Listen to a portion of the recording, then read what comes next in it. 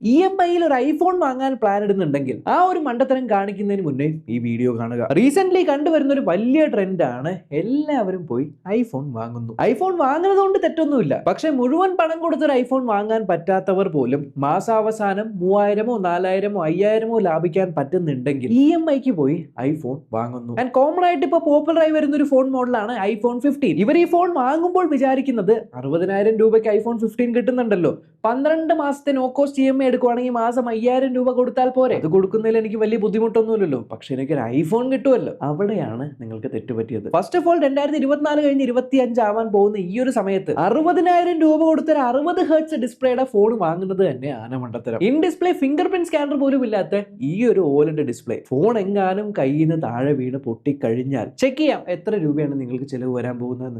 So service type cracked front screen, product iPhone 15, model iPhone 15, get estimated cost 25,500 രൂപ. 60,000 രൂപയുടെ ഐഫോണിന്റെ display പൊട്ടിയാൽ 25,500 രൂപ മുടക്കി അത് റിപ്പയർ ചെയ്യണമെങ്കിൽ നിങ്ങൾക്ക് മൊത്തം ചെലവ് 85,500 രൂപ. പക്ഷെ തൊട്ട് താഴെ കാണിച്ചിട്ടുണ്ട് ആപ്പിൾ കെയർ പ്ലസ് ഉണ്ടെങ്കിൽ 2,500 രൂപയെ ആവുള്ളൂ.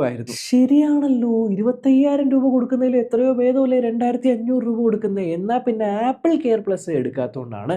സോ നെക്സ്റ്റ് ടൈം ഐഫോൺ വാങ്ങുന്ന സമയത്ത് ഞാൻ ആപ്പിൾ കെയർ പ്ലസോട് കൂടിയിട്ട് ഐഫോൺ വാങ്ങിക്കാം. അങ്ങനെയാണെങ്കിൽ എനിക്ക് ചീപ്പായിരിക്കുമല്ലോ. അവിടെയാണ് അടുത്ത പ്രശ്നം. 2 വർഷത്തെ ആപ്പിൾ കെയർ പ്ലസിന് ഐഫോൺ 15 മോഡലിന് 14,900 രൂപ, വിച്ച് മീൻസ് 60,000 മുകളിൽ നിങ്ങൾ 14,900 രൂപ കൊടുക്കണം. ഇനി നിങ്ങളുടെ ഡിസ്പ്ലേ പൊട്ടി ഡിസ്പ്ലേ മാറ്റാൻ പോകുമ്പോൾ 2,500 രൂപ വീണ്ടും കൊടുക്കണം. അതായത് 60,000 പ്ലസ് 14,900 പ്ലസ് 2,500, വിച്ച് മീൻസ് 77,400 രൂപ. കഴിഞ്ഞ ദിവസം ഒരു ഇൻസിഡന്റ് ഉണ്ടായി. എന്റെ ഫ്രണ്ടിന്റെ ഐഫോൺ 15 പ്ലസ് ആണെന്തോ കൺസേർട്ടിനോ ഇവന്റോ എന്തോ പോയി വീഡിയോ എടുത്തുകൊണ്ടിരിക്കുകയായിരുന്നു. അവിടെ ലേസർ ഉണ്ടായി. ആ ലേസർ ക്യാമറയിലേക്ക് ഡയറക്റ്റ് അടിച്ചു.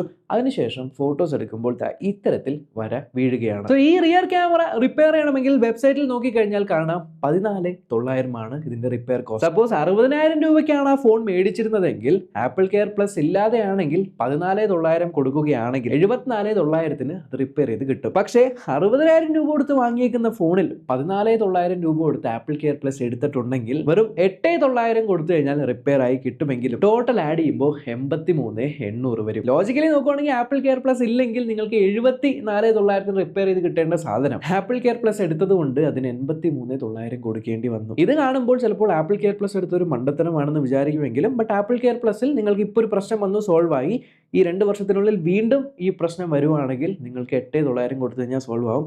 വീണ്ടും വരുവാണെങ്കിൽ സോൾവ് ആവും. ബട്ട് ആപ്പിൾ കെയർ പ്ലസ് ഇല്ലെങ്കിൽ ഓരോ തവണയും 14,900 കൊടുക്കണം. So it is like an insurance. But still hardware wise നിങ്ങളുടെ സ്മാർട്ട് ഫോണിന് എന്ത് പ്രശ്നം വന്നു കഴിഞ്ഞാലും നിങ്ങളുടെ പോക്കറ്റ് കീറും. ഇനി അതൊക്കെ പോട്ടെ, ഞാൻ ഫോൺ താഴെ ഒന്നും ഇടില്ല, ഞാൻ കെയർഫുൾ ആയിട്ട് യൂസ് ചെയ്യുള്ളൂ. കാരണം ഇത്രയും വില കൊടുത്ത് ഞാൻ വാങ്ങിയിരിക്കുന്ന സാധനമാണ്, EMI-ക്ക് അടവിനാണ് എടുത്തിരിക്കുന്നത് എന്ന് നിങ്ങൾ വിചാരിക്കുവാണെങ്കിൽ അവിടെയും നിങ്ങൾ പെട്ടു. നിസ്സാരം യൂട്യൂബ് പ്രീമിയമിന്റെ സബ്സ്ക്രിപ്ഷൻ നിങ്ങൾ എടുക്കാൻ നോക്കിക്കഴിഞ്ഞാൽ ആൻഡ്രോയിഡ് ഫോണുകളിൽ 2 മാസത്തെ യൂട്യൂബ് പ്രീമിയം നിങ്ങൾക്ക് ഫ്രീ ആയിട്ട് കിട്ടും. ഐഫോണിൽ നിങ്ങൾക്ക് 1 മാസത്തെ യൂട്യൂബ് പ്രീമിയമേ ട്രയൽ ഫ്രീ ആയിട്ട് കിട്ടുള്ളൂ. ഇനി ഫ്രീ ട്രയൽ കഴിഞ്ഞാൽ ആൻഡ്രോയിഡ് ഫോണുകളിൽ മാസം 149 രൂപ കൊടുത്താൽ മതി. പക്ഷെ ഐഫോണുകളിൽ 195 രൂപ കൊടുക്കണം. ഇനി പാട്ട് കേൾക്കുന്ന സ്പോട്ടിഫൈ ആപ്പ് നോക്കുവാണെങ്കിൽ സ്പോട്ടിഫൈ ആൻഡ്രോയിഡിൽ 59 രൂപയുടെ ഓഫർ ലഭിക്കുന്നുണ്ട്. പക്ഷെ ഐഫോണിന്റെ ഉള്ളിൽ നിന്ന് സ്പോട്ടിഫൈ പ്രീമിയം പർച്ചേസ് ചെയ്യാൻ നോക്കിക്കഴിഞ്ഞാൽ പർച്ചേസ് ചെയ്യാനുള്ള ഓപ്ഷനേ ഇല്ല. കാരണം അത് അവർക്ക് അവിടെ ഇട്ട് കഴിഞ്ഞാൽ നഷ്ടമാണ്. വിച്ച് മീൻസ് നിങ്ങൾ ഐദർ വെബിൽ പോയി പർച്ചേസ് ചെയ്യണം, അല്ലെങ്കിൽ ഒരു ആൻഡ്രോയിഡ് ഫോണിൽ നിന്ന് പർച്ചേസ് ചെയ്തിട്ട് ആ ഒരു അക്കൗണ്ട് വെച്ച് ലോഗിൻ ചെയ്യണം. ട്വിറ്റർ യൂസ് ചെയ്യുന്നവരാണെങ്കിൽ ട്വിറ്റർ പ്രീമിയമിന്റെ ബേസിക് പ്ലാന്